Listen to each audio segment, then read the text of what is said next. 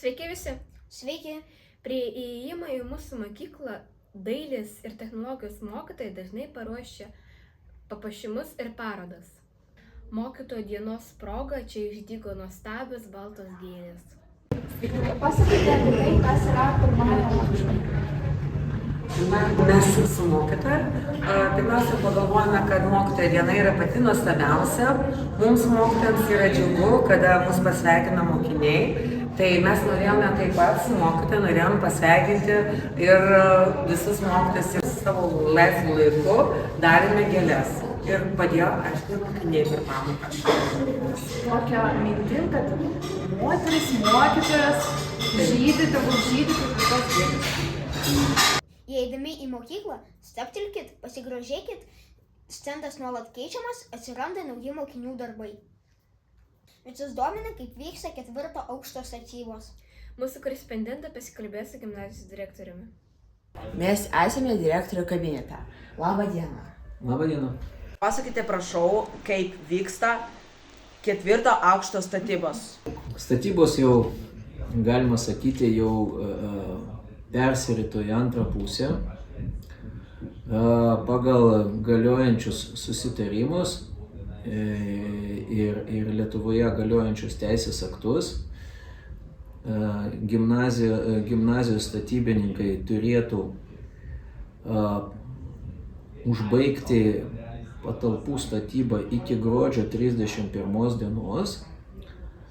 Po to gimnazijos komisija turi apžiūrėti ir surašyti defektus ir jie po naujų metų turės 55 dienas defektų šalinimui. Po defektų šalinimo valstybinė komisija turi priimti gimnazijos antstato darbus ir jeigu viskas tvarkoja, nebus jokių papildomų kliučių, tai kovo 31 dieną turėtų būti viskas įteisinta ir balandžio 1 dieną mes jau kaip ir galėtume naudotis teisiškai šitomis patalpomis. Bet statybos toks dalykas, kad visko pasitaiko.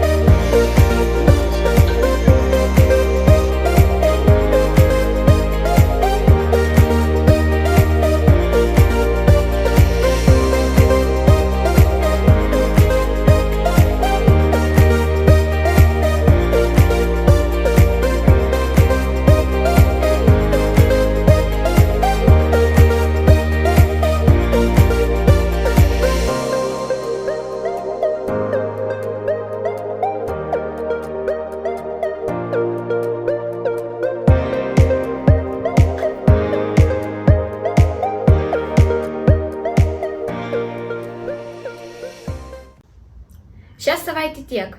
O dabar filialo naujienos. Iki! Labą dieną, su jumis Merve ir Olivija. Spalio mėnuo Lietuvoje ir visame pasaulyje minimas kaip disleksijos supratimo mėnuo. Disleksija – specifinis mokymosi sutrikimas keliantis ilgalaikius sunkumus mokantis taisyklingai skaityti ir rašyti. Mūsų mokykla tradiciškai dalyvauja šioje kompanijoje. Spalio 11 dieną mitų ir legendų dieną, penktadienį gimnazijoje buvo organizuotas renginys Atgyja mitų ir legendų veikėjai. Šią dieną vaikai turėjo galimybę ateiti be uniformos, bet apsirengus pasirinktos būtybės kostiumu. Kai kurios klasės paruošė trumpą mito ir legendos pristatymą.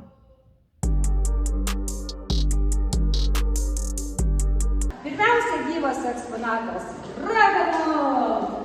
Что мне власть? богатство, войны. Я счастлив быть хочу. А это лишь возможно, любя. Corpus levitas, diabo, dominus, mando vicium. Стоят они навеки, уперши лбы в беду. Не боги, человеки, привычные к труду. И жить еще надеждой до той поры, пока атланты не подержат на каменных руках. Аж полиси потроб, аж термичу, аж лиси помеги, аж Кто вас не сумел? Gina utopia pas lacti, cat manes lietus neima. Išvandenų išplaukė dieviška jūratė. Apdievalytis perkūnas, kuris sudengs man kabūną ir sunaudysiu jums vaikai. Tekti žmogui nieks neleis, punktų ratata.